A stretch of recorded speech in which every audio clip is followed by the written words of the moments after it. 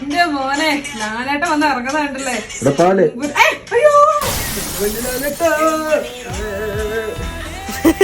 അങ്ങനെ റീലും കണ്ട് പായസം ഇളക്കി ഇരുന്ന് പാലൊക്കെ തിളച്ച് പാലിന്റെ വഴിക്ക് പോയി.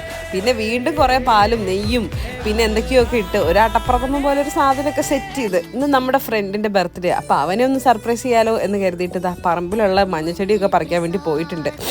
എന്തോ ഒരു ചെടി കഴിഞ്ഞ പ്രാവശ്യം ഇതുപോലത്തെ ഒരു പൂ മണത്ത് നോക്കിയിട്ട് ഞാൻ തലകറങ്ങി വീണത്. എന്തായാലും അടപ്രഥമനൊക്കെ സെറ്റ് ചെയ്ത് അതിനകത്ത് കുറെ മണിയും കിണിയൊക്കെ വെച്ച് നമ്മൾ താണ്ടെ നമ്മുടെ പിള്ളേരെടുത്തെത്തിട്ടോ. ശരിക്കും സത്യം പറയാലോ, നമുക്ക് ഇവര് ശരിക്കും ഫാമിലി പോലെയാ. ഇവിടെ വന്ന് പരിചയപ്പെട്ടാണ്.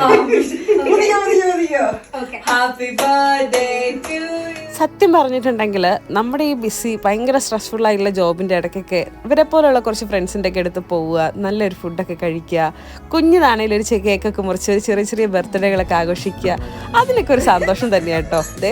ഇത്തവണ നല്ല ഒന്നാന്തരം പോർട്ട് വൈൻ ഞങ്ങൾ എടുത്തിട്ടുണ്ട്. അതും അർമിലർ പോർത്ത് എന്ന് പറഞ്ഞിട്ടൊരു റൂബി പോർട്ട് വൈൻ ആയിരുന്നു. ഈ ഇരിക്കുന്ന പയ്യൻ വരെ കിറങ്ങി പയ്യൻ്റെ മണടിച്ചിട്ട് വരെ നല്ല രസമായിരുന്നു കേട്ടോ എല്ലാവരും കൂടി ഒരുമിച്ചിരിക്കാൻ.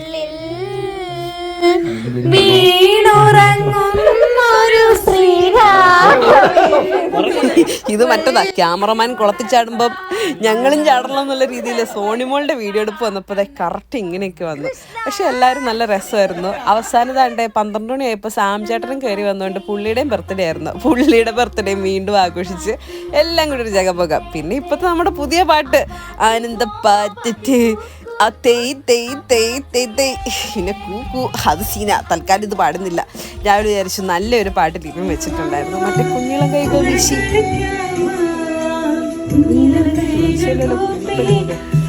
അങ്ങനെ എന്തൊക്കെയായാലും ഭക്തി മാർഗത്തിൽ നമ്മൾ അവിടുന്ന് ടാറ്റ ബൈ ബൈ പറഞ്ഞിറങ്ങി.